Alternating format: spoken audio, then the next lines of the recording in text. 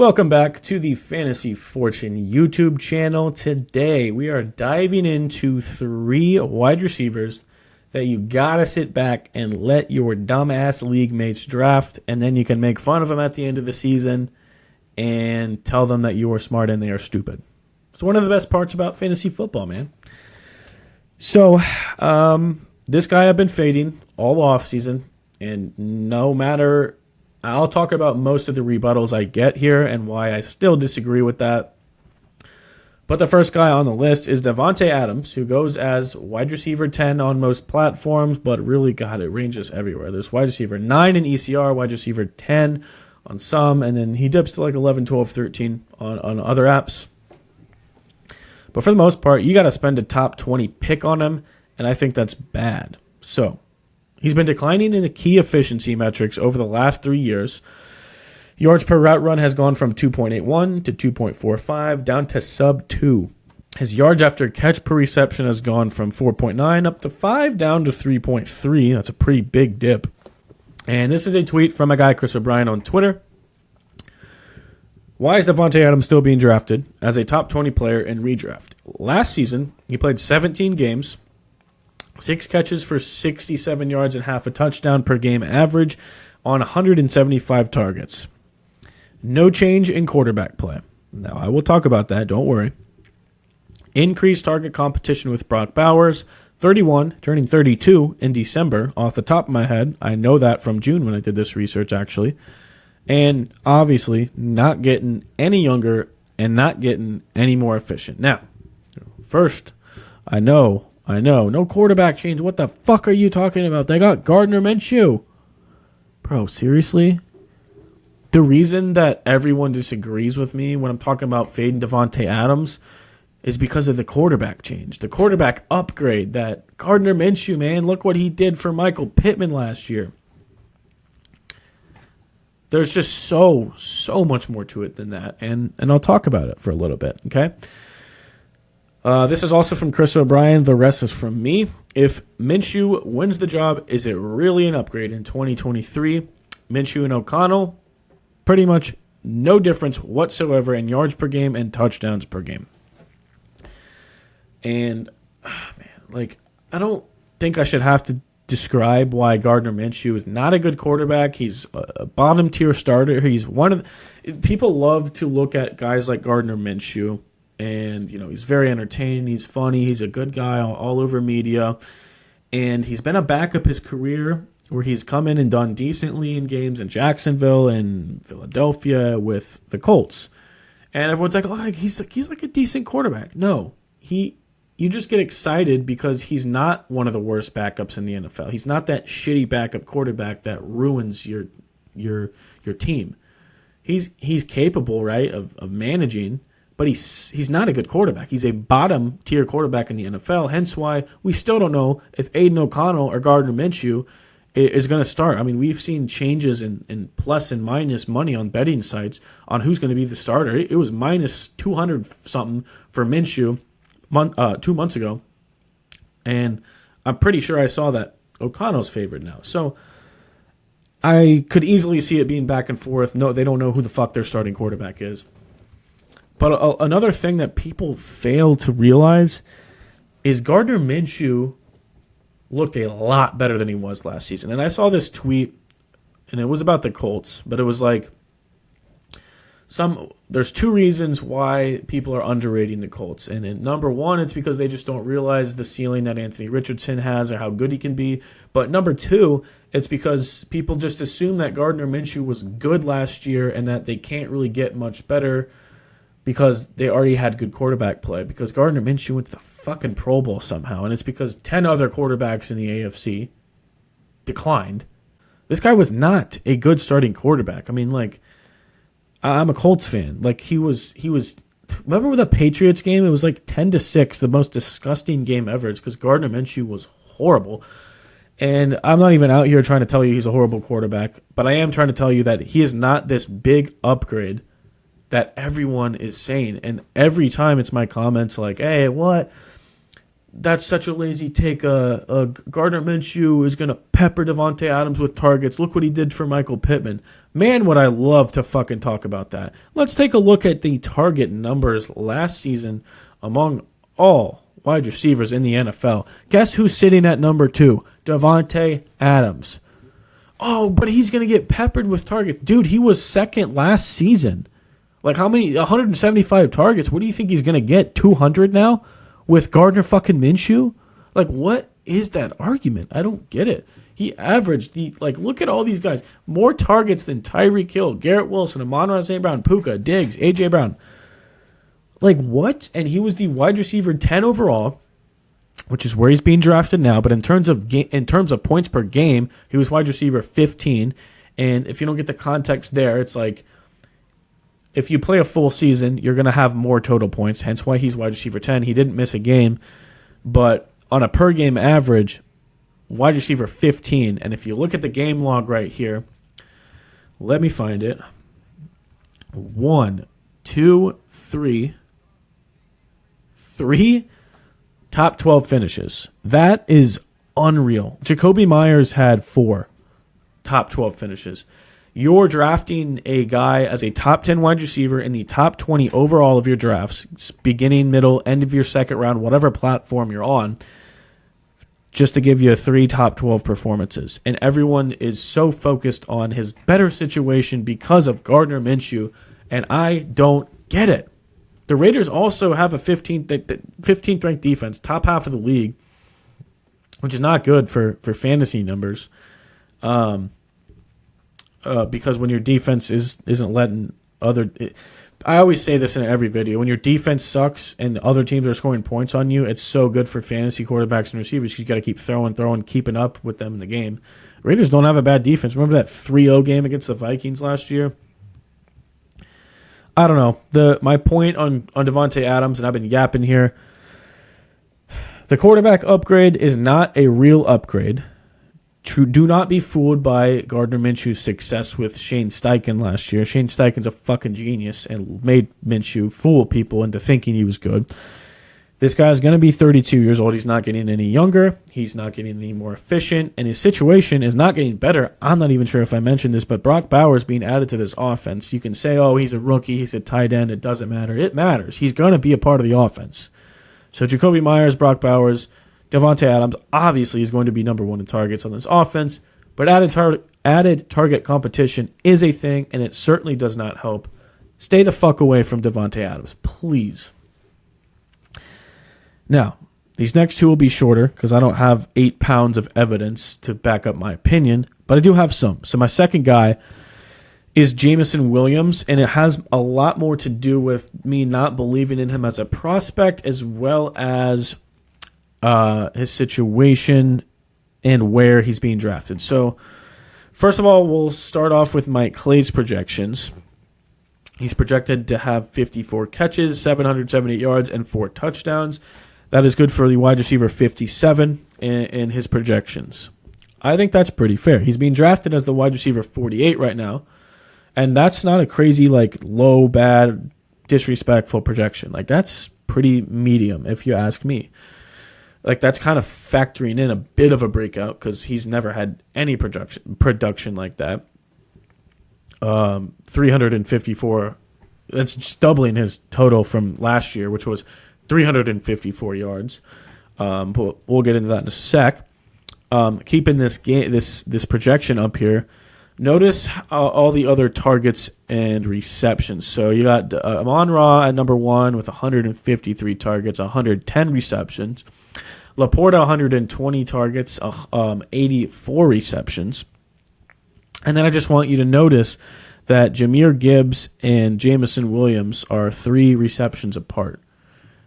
And that is the one of the reasons that I don't like Jameson Williams is because everyone says, oh, well, Josh Reynolds is gone, so he's now the wide receiver 2 on a great offense. Well, you can look at it like that, but when you really look into it, he's most likely the 4th option on this team, and maybe you can make it 3rd, but it's going to be battling with Jahmyr Gibbs for that 3rd option, in my opinion. Aside from that, let's look at what he's done in his career. 2022, he had 1 catch for 41 yards. 2023, he had 24 catches, 354 receiving yards, and 2 touchdowns, and was the wide receiver 70 in fantasy points per game, wide receiver 82 overall. Obviously, we are expecting an actual full season from him this year. There's nothing really good with his efficiency metrics ever. He was outside of the top 80 in targets, target share last year, snap share, slot snaps, route runs outside of the top 100, route participation, and then 66th in target rate. Now, obviously, we're just everyone's expecting this to go up, and I do think it will.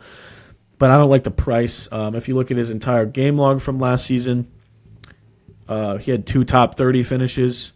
And let's see, 1, 2, 3, 4, 5 finishes, 6 finishes above his ADP, or at or above his ADP. But another thing I don't like is the Lions. We know they're going to throw to Amon-Ra, they're going to throw to Laporta, they're going to throw to Gibbs, where rushing is their identity. Mike Clay's projections, 8th in rushing attempts in the NFL, and rushing touchdowns 2nd, rushing yards 13th. They're going to be the top half of the league in rushing, no matter how you look at it. So I'm just not expecting this like ginormous breakout, and maybe this will come back to bite me. But if you just go search his name on Twitter, the only thing you're going to see is positivity. So I'm sure people aren't going to like this, but if we do see this, it's like somewhat of a breakout, I don't know, like maybe wide receiver 37, 38, 39, 40. Like, I wouldn't be appalled at seeing that. But it comes down to the range for me. And the last video I talked about loving James Conner, who gets drafted 1 pick before Jameson Williams on Underdog. This dude's going around Jake Ferguson, David Njoku, Zamir White, Jalen Warren, Jonathan Brooks, James Conner, Joe Burrow.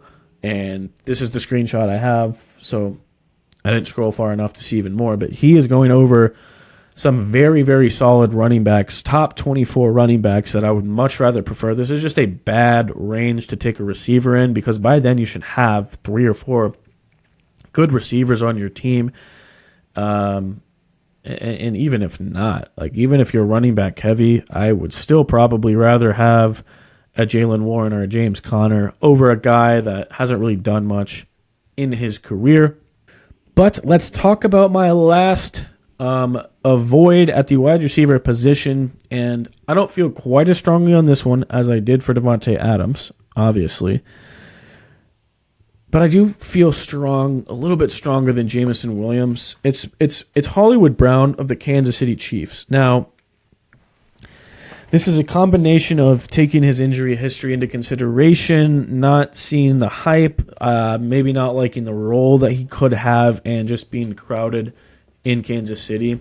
Because I think it's very easy to look at, oh my God, best situation of his career. He has the best quarterback in the NFL. And that's just such an easy way to look at it. And this is the point of my video. You can look at Davante Adams and say, oh, he's got this big quarterback upgrade. But when you look deeper, no, he fucking doesn't. You can look at Jameson Williams and say, oh, like breakout's coming, Josh Reynolds gone, best situation, year 3 breakout coming. There's more to it than that. Hollywood Brown, best quarterback of his career, best situation. I disagree. He was the RB1. He was the wide receiver 1 for Lamar Jackson for a few years. Kyler Murray for a couple of years. Those are both top 10, top 12 quarterbacks. Lamar, I mean, he's won 2 MVPs. And now he gets Patrick Mahomes. So he's never really had the bad quarterback, unless you want to talk about the first half of last season with Josh Dobbs and whoever the hell's Clayton Tune or whoever it was in Arizona.